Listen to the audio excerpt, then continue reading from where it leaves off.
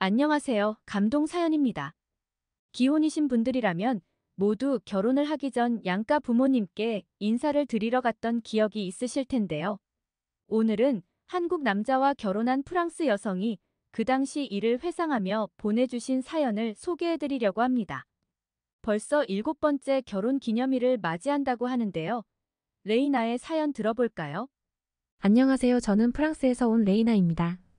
저는 한국인 남편과 결혼하여 서울에 정착한 지 벌써 7년이 되었습니다. 제가 오늘 여러분께 들려드릴 사연은 처음 한국인인 남편을 만나 한국에 놀러 갔을 때 정말 깜짝 놀라고 신기했던 경험에 대해 말씀드리려고 합니다. 저는 계속 프랑스에서만 살았기 때문에 한국에서 살게 될 것이라고는 한 번도 생각해 보지 않았지만 7년 전 유럽 여행 중이던 남편을 만나게 된 이후로 많은 것이 바뀌었습니다. 처음 남편을 만났을 당시만 하더라도 동양인과의 교류가 전혀 없었기에 호기심이 더 컸었던 것 같아요. 하지만 남편이 프랑스에 머물렀던 일주일 동안 우리는 전생에 인연을 만난 듯 서로에게 끌렸습니다. 자연스레 남편이 살고 있는 한국이 너무 궁금하기도 했고요. 한국에서는 자일리톨 껌이 유명하다는 얘기를 듣고 신기하기도 했어요. 유럽에서는 어르신들이나 가끔 자일리톨 껌을 씹을 뿐 대부분 사람들은 잘 모르거든요. 남자친구는 유럽 여행이 끝나고 한국으로 돌아갔고 그 후로도 우리는 꾸준히 연락을 하며 인연을 이어나갔습니다. 그러던 어느 날 남자친구는 한국에 한번 놀러 오지 않겠냐는 제안을 했습니다. 그 당시 학생이었던 저는 한국에 가기 위해서는 많은 돈이 필요했기에 6개월 동안 카페에서 아르바이트를 하며 여비를 모았고 부모님에게 약간의 도움을 받아 한국 여행을 가기로 했습니다. 저는 그렇게 늦은 밤 인천공항에 도착하게 되었어요. 한국의 인천공항에 도착해서 처음 느꼈던 것은 공항에서 근무하는 승무원들이 너무 친절하다는 것이었고 게이트 밖을 나갔을 때 보이던 밤 풍경이 너무 아름다웠던 기억이 납니다. 그 당시에는 남자친구였던 남편은 전주에서 살고 있었기 때문에 첫날에는 인천공항 근처에 있는 호텔에서 숙박을 하고 다음날 남자친구를 만나러 KTX를 타고 전주를 가게 되었어요. 열차를 타고 전주로 향하면서 보이는 풍경들은 제가 살고 있는 프랑스와는 너무 달라서 내가 지금 꿈을 꾸고 있는 건가? 하는 생각이 들기도 했습니다.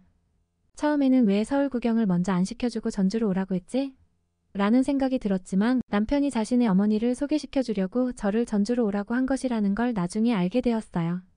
프랑스에서는 부모님께 남자친구를 소개시켜드리는 것이 대수롭지 않은 일이지만 한국에서는 큰 의미가 있다는 것도 그때는 알지 못했습니다. 그렇게 아무것도 모른 채 전주에 도착해서 남편이 자신의 단골집이라는 식당을 데려갔는데요. 저는 정말 깜짝 놀랐습니다. 단지 한 끼 식사를 하러 갔을 뿐인데 수많은 반찬들과 음식이 나오는 걸 보며 저는 남자친구에게 왜 이렇게 음식을 많이 시킨 거야? 음식 남으면 아깝잖아. 라고 말했습니다. 하지만 그 수많은 음식들이 기본으로 나오는 반찬이라는 것을 알았을 때 두 번 놀라게 되었어요. 그리고 그 메뉴가 백반이라는 것을 들었을 때 메뉴 이름이 참 예쁘다고 했더니 남자친구는 박장대소하며 백반이라는 이름이 예쁘다는 얘기는 처음 듣는데 너무 재밌다고 말했습니다. 계란찜과 제육볶음 등 처음 맛보는 한국의 음식은 정말 맛있었어요. 지금도 전 한식을 가장 좋아해요. 프랑스에서는 포리즈라고 불리는 것을 먹곤 했는데 한국의 요커트에 귀리 같은 곡물을 넣었다고 보시면 될 거예요. 포리즈 샌드위치를 자주 먹는 것에 익숙해서 한국의 백반은 저에게 있어 신세계였습니다. 남자친구는 제가 음식을 허겁지겁 먹는 모습을 보며 천천히 먹으라며 누가 안 뺏어 먹는다고 농담을 하더라고요. 그만큼 정신없이 먹었던 것 같아요. 그리고 그 다음날 남자친구는 자기의 가족이 살고 있는 집에 놀러 가자고 제안했습니다.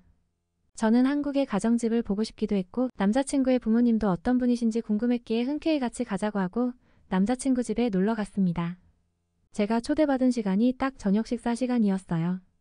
아무래도 처음 남자친구의 부모님을 찾아뵙는데 식사 시간에 가면 부담스러워 하실 것 같아 저녁 식사를 마치시면 인사드리러 가겠다고 했습니다. 그랬더니 남자친구는 당연히 같이 가서 밥을 먹어야지. 라고 말하며 저를 집으로 데려갔습니다. 프랑스에서는 친구 집에 약속을 하지 않은 상태로 식사 준비 시간에 가는 것이 예의에 어긋나는 행동이거든요. 그래서 남자친구에게도 그러면 안 되는 거 아니냐고 물었지만 제 남자친구는 신경을 쓰지 않더라고요.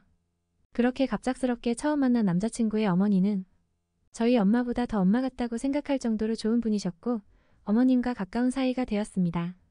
서로 다른 국적이라도 부모 자식 간의 정은 어디서나 똑같다는 느끼게 해줬기 때문이죠.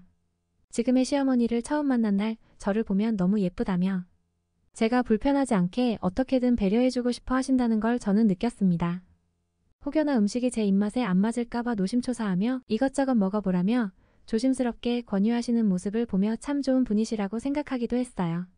프랑스에서는 호스트가 파티를 열면 참여하는 사람들이 각자 자신의 음식을 싸와서 먹는 것에 익숙했기 때문에 어떻게 낯선 사람에게 이렇게 친절할 수 있지?